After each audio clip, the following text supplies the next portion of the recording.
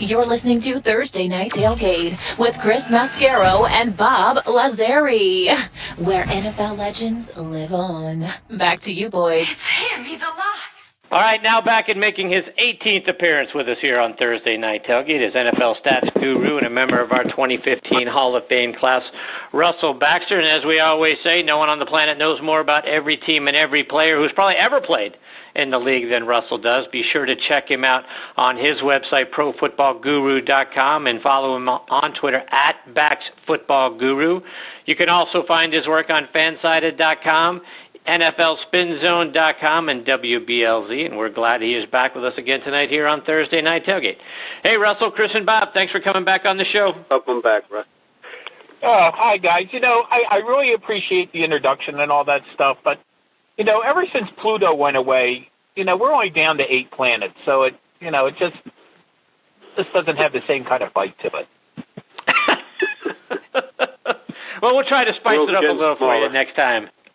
Maybe you could start, can we work Thanos in there somewhere? He seems like he's doing okay. Indeed. So, Russell, help us out. Recap the draft first. First of all, what did you think about the Browns picking Baker Mayfield at number 1 and then Denzel Ward at number 4? Well, I think a lot of people thought Ward was obviously a little bit of a surprise because, depending on your mocks and depending what you thought people wanted to see, and that was pairing Bradley Chubb with Myles Garrett. But, you look at what Cleveland has done in free agency, via trades as well, to solidify that cornerback spot. They're very concerned about that cornerback spot, and understandably so, okay? Let's not forget, and I don't have to remind you, Chris, of all people, the caliber of wide receivers that play in the AFC North, okay? Antonio Brown, A.J. Green, Juju Smith-Schuster. Take your pick, okay? Baltimore went out and signed 3 veteran receivers. That includes Michael Crabtree now. So I certainly understand, you want to beat the teams in your division. Now, for the Browns, they haven't beaten anybody in the division in years, okay? That's not a wisecrack. That's just a fact.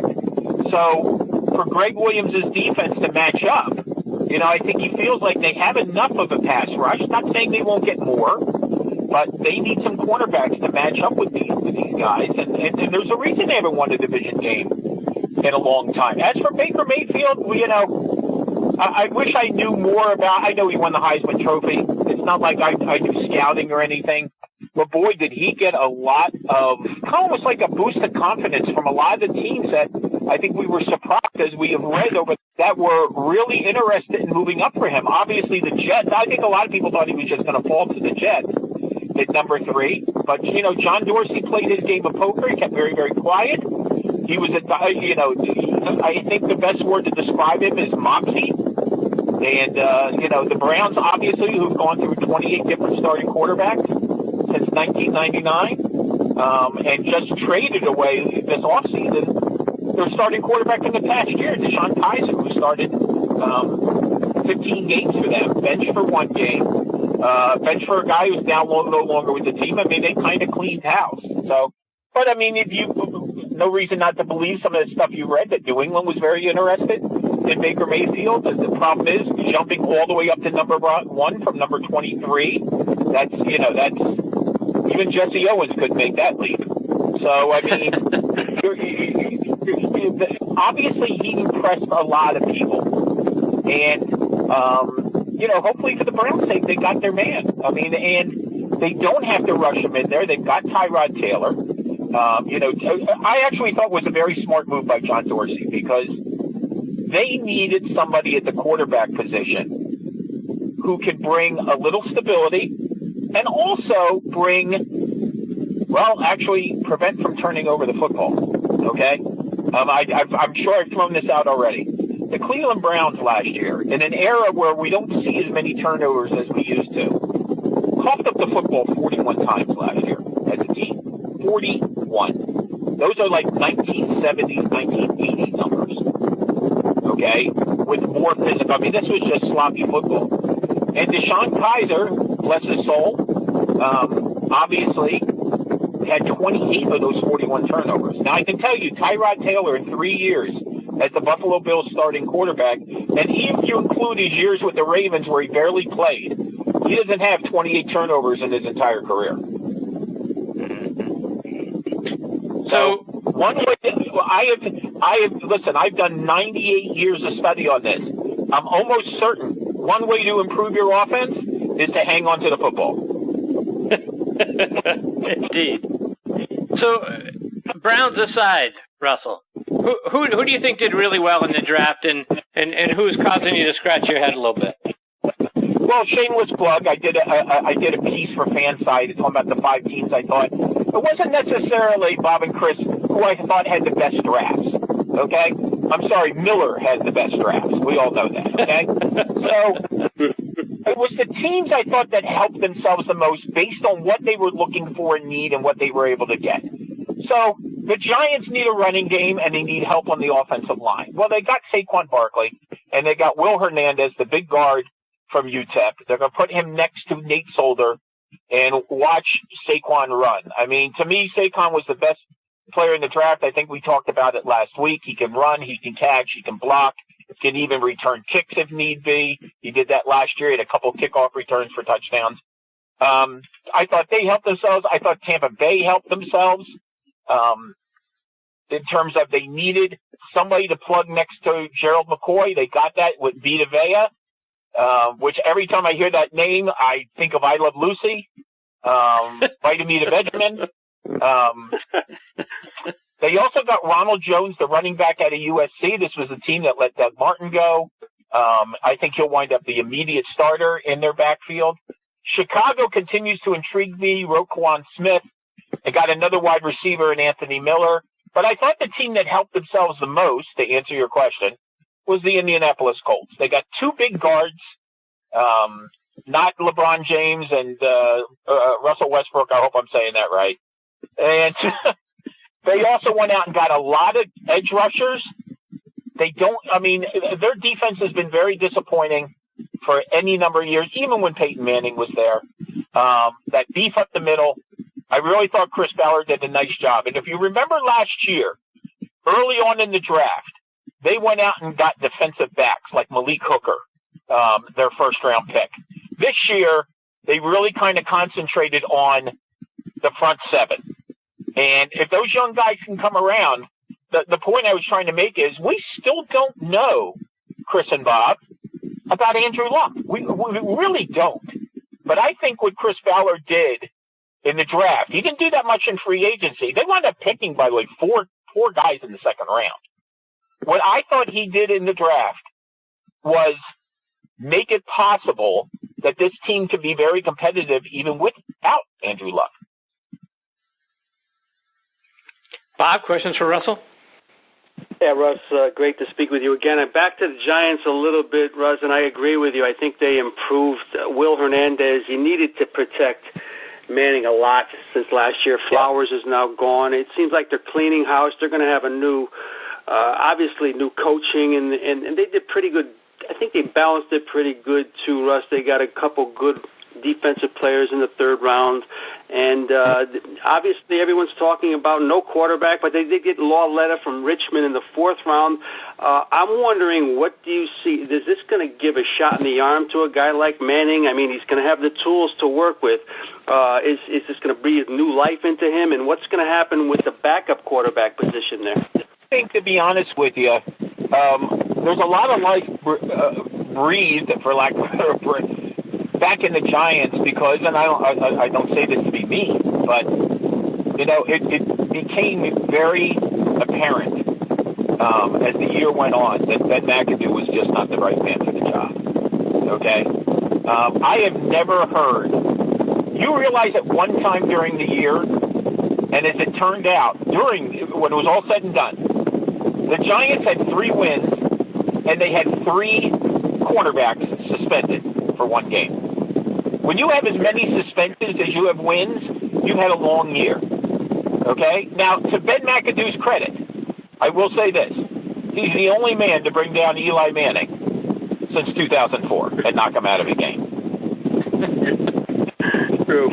I Indeed. think there was new life and I think Jerry Reese, in supporting the decision that Ben McAdoo made, or whoever made it, Ben McAdoo lost control of the team. I mean, I mean that's from afar, but I don't think I'm out of my mind on this.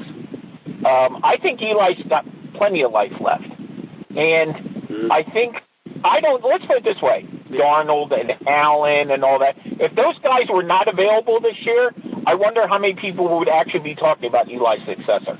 Because I don't hear anybody talking about Philip Rivers' successor, and I don't hear anybody talking about Ben Roethlisberger's successor, unless it's Ben Roethlisberger. And, those guys still have a lot of life. I mean, I find it funny. I mean, the class of 2004 has obviously made its mark, those three guys. I think they're all over 50,000 yards. They're all over 300 touchdown passes. But, riddle me this, Batman. If those guys are on their last legs, then what the hell is Drew Brees and Tom Brady, who were in the league 3 or 4 years before they were? And, Russ, about the across town or across the stadium, I should say, the Jets, Sam Darnold, I mean, this is a guy probably will be playing behind Josh McCown, but I can't see that happening too long. A guy's probably, many people are saying obviously he's a franchise-changing pick, but this is a team that obviously needs help on offense, though. They have to build around him. Is this a 2-3-year plan with the Jets now?